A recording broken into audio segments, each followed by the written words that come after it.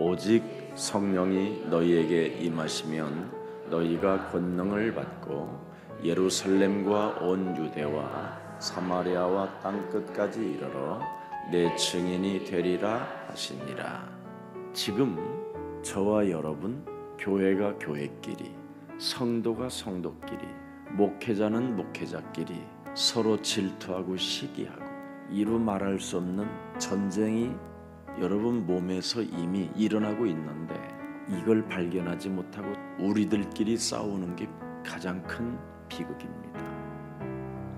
그래서 오늘은 왜 우리가 기도해야 되는가? 여러분이 기도의 자리에 있지 아니하면 적이 누군지를 몰라요. 그래서 여러분의 집이 무너지는 거예요. 분노만 남아있어요. 내 몸 속에 적이 누구인지를 모르고 사는 거예요. 그래서 늘 싸우는 거예요. 알 수 없이. 어느 날 인생 살아보고 결과가 뭐냐? 가짜로 남아있는 거예요. 자신이. 예수님은 진짜인데 나만 가짜가 되는 거예요. 가짜를 누가 사람들이 좋아하겠습니까? 곁을 떠나는 거지. 그러니 또 외롭다고 엉뚱한 생각을 가지고 엉뚱한 몸뚱아리로 어디 저 지옥과 같은 삶을 살러 떠나는 겁니다. 적이 누구인지를 모르면. 그래서 여자의 후손 메시아 그리스도를 가지고 뱀의 머리를 깨트리는 그 믿는 자에게 영생을 준다. 그 사람에게만 성령의 역사가 일어난다. 그래서 마가복음 10장 45절에 바로 인자는 섬김을 받으려 함이 아니라 도리어 섬기리 하고 기도의 자리로 이끌기 위하여 너희를 섬긴다. 왜? 네 인생의 모든 문제 다 끝낸 선물을 주려 합니다. 그래서 여러분이 모든 문제를 끝내놓은 사람만이 기도의 자리에 앉아 있을 수 있는 거예요. 이 말을 알아듣기를 축복합니다.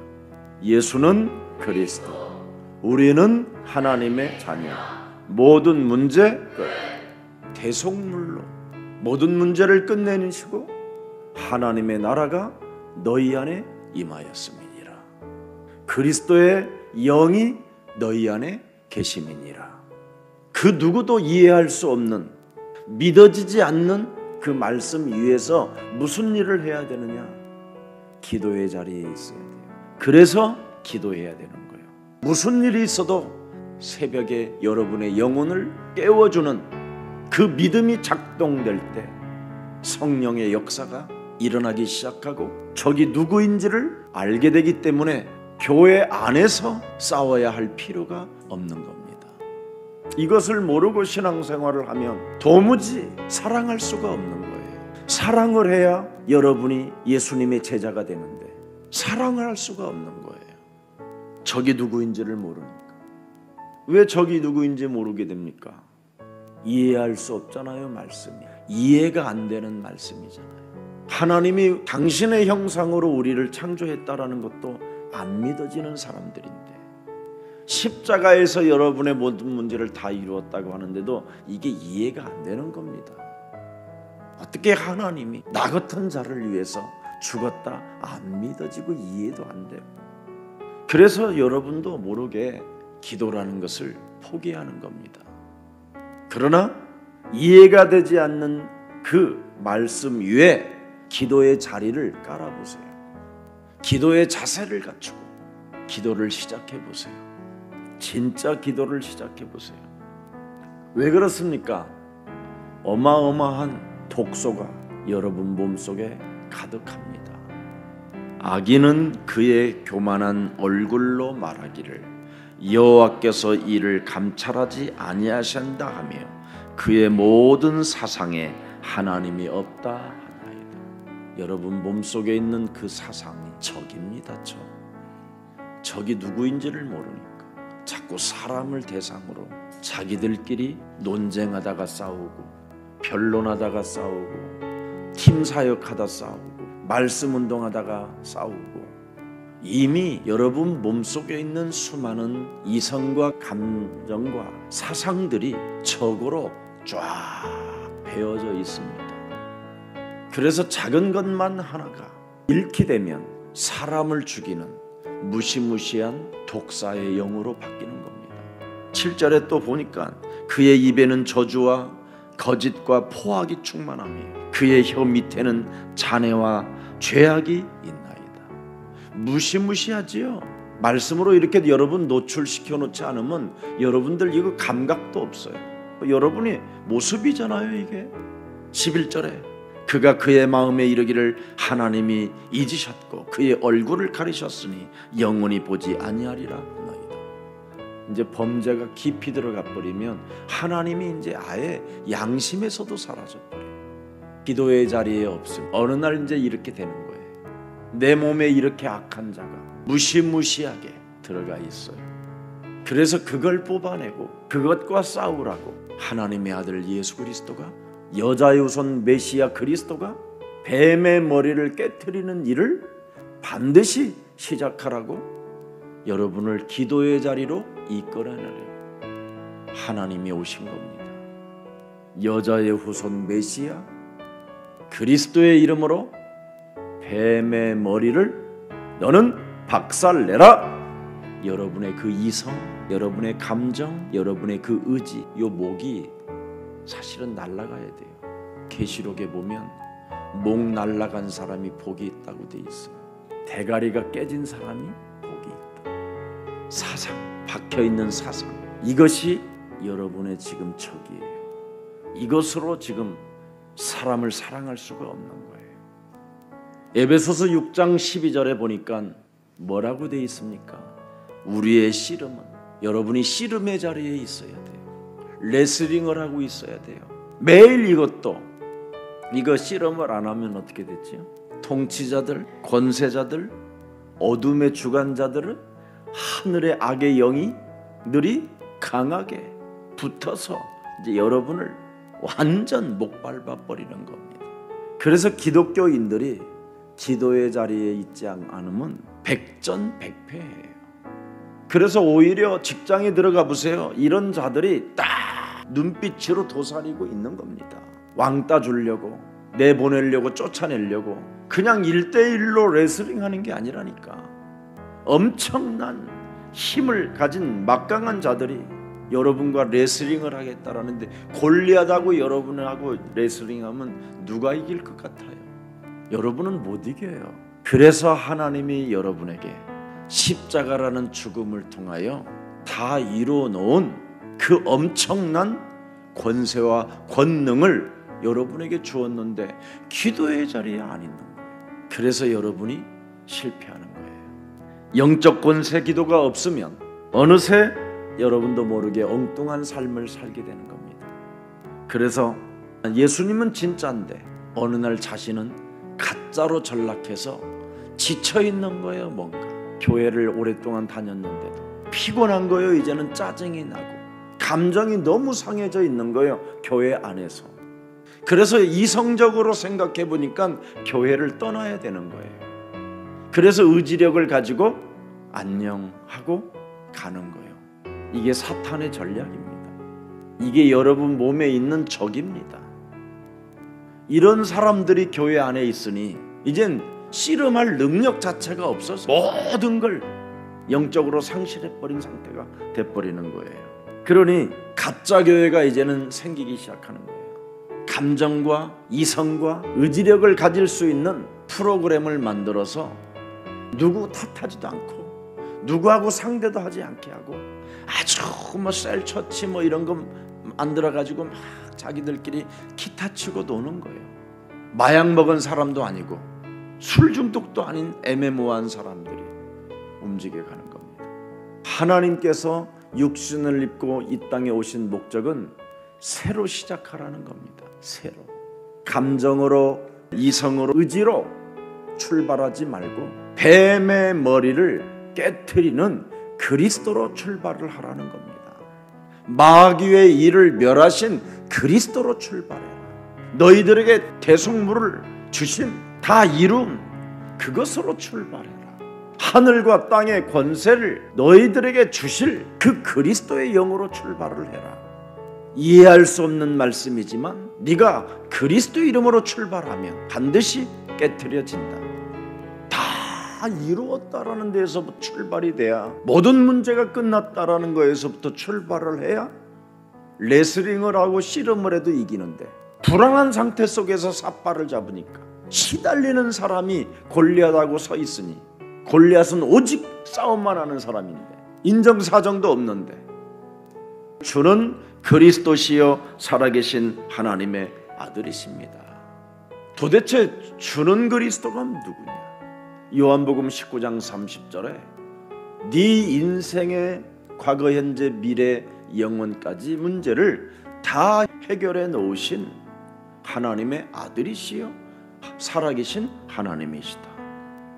그래서 말씀대로 다 이루셨는데 그 말씀을 어디에서 이루었느냐라는 거예요. 말씀을 십자가라는 죽음을 통해 이루었다라는 겁니다. 십자가라는 죽음을 통해서 세상에 이런 복을 가진 저와 여러분이 된 겁니다.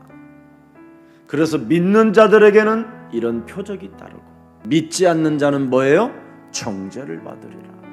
믿는 자는 하나님의 성령 그리스도 그 이름을 힘입어 네 속에 적으로 죄로 또아리를 틀고 너를 사망으로 끌고 가는 사탄의 머리를 깨트려라. 이걸 해야 돼요. 그리스도를 영접하면 하나님 자녀 되어지는 뭐예요? 권세를 주셨음이니라. 권세를 주었다니까요. 영접을 해서 하나님의 자녀가 되었기 때문에 권세가 주어졌다 이 말이에요. 그렇다면 권능으로 출발을 해야 되는데 권능을 갖고 출발을 하지 않고 씨름을 하니 실컷 얻어 터지고 교회에 와서 성도들끼리 서로 잡아먹으려고 하니 원수가 될 뿐이지. 이거 여러분 지금 과연 여러분 이거 버릴 수 있을까요? 창세기 1장 2절의 혼돈과 공허와 흑암이 무엇으로 여러분 몸에 감정으로 이성으로 사상으로 와 있는지를 빨리 알아야 돼요. 창세기 3장은 여지없이 아담과 하와를 무너뜨리고 그 가정을 박살내버렸어요. 그의 자녀들까지도 하나님이 지은 첫 번째 사람에게도 박살내버렸다니까. 근데 여러분 가인의 후예잖아요. 가인이 누굽니까? 번제덩어리로 태어난 자, 그 씨란 말이지요. 아담 이후에 태어난 번제덩어리의 씨. 그 죄가 누구로부터 나옵니까? 사탄으로부터 나오는 거예요. 죄는 적이 누구인지를 알아야 쉽게 이깁니다. 기도가 너무 쉽고 편안하고 누림이 되는 거예요. 누림이. 근데 오늘날 사람들이 누구하고 싸우느냐면 사탄하고 안 싸우고 죄인하고 싸웁니다. 죄인하고.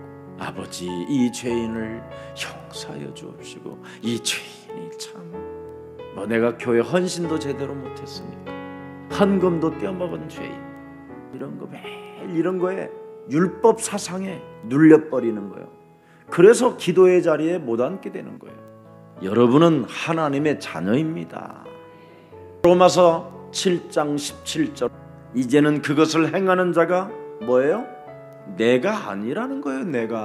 내가 아니요 내 속에 거하는 뭐예요? 죄가 누구로부터 온다고 그랬어요? 사탄으로부터. 23절 들여다보세요.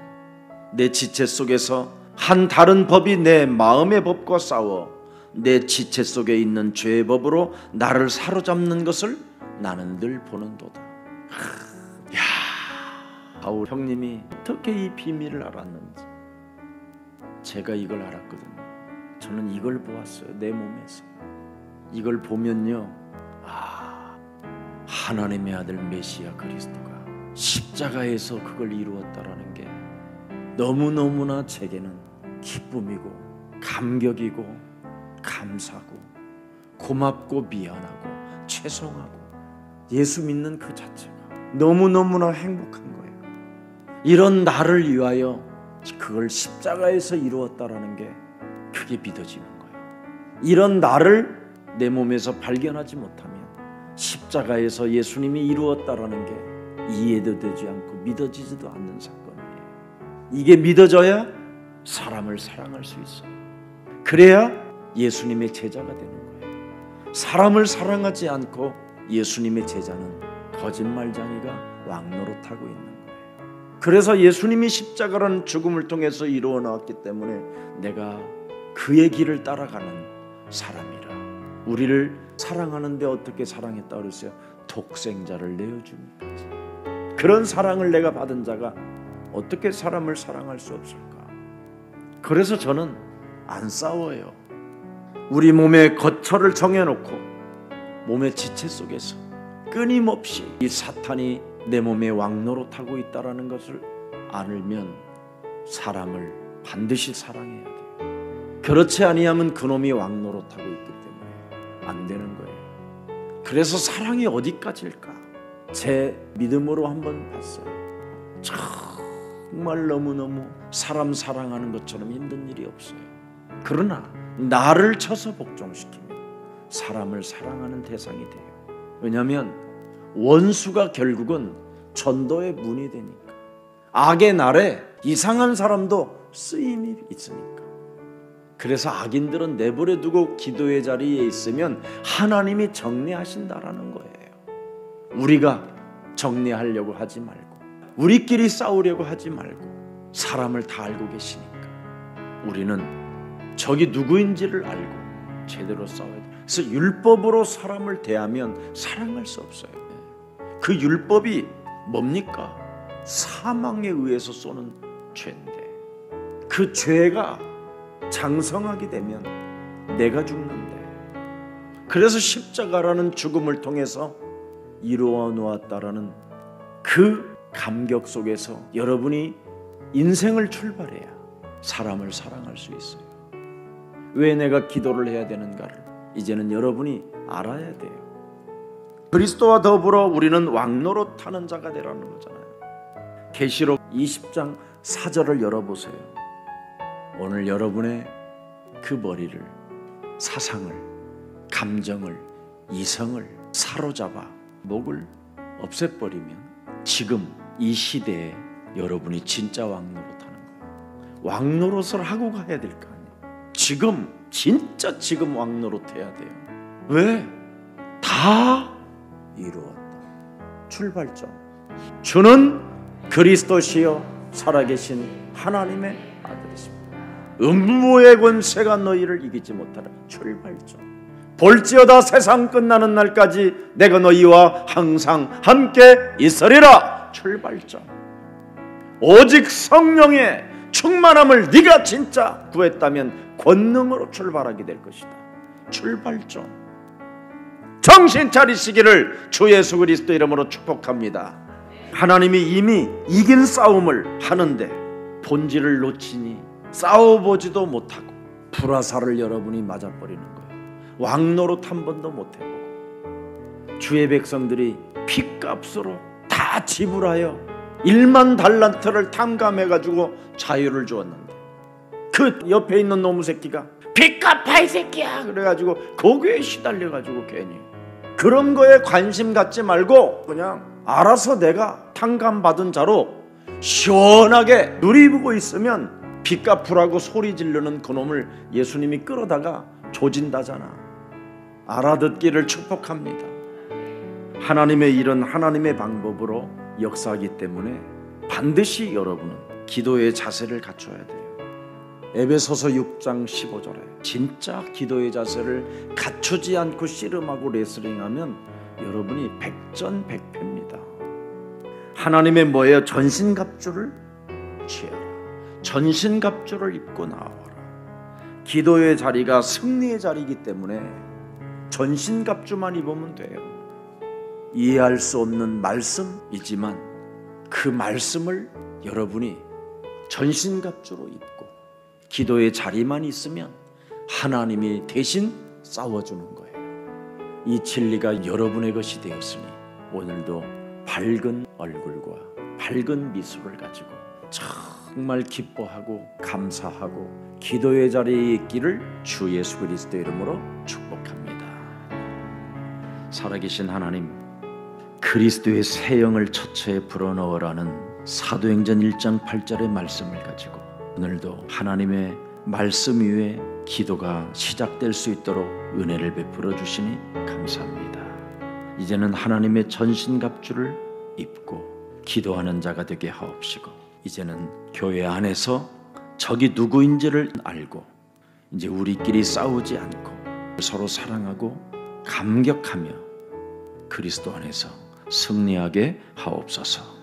주 예수 그리스도 이름으로 기도합니다. 아멘.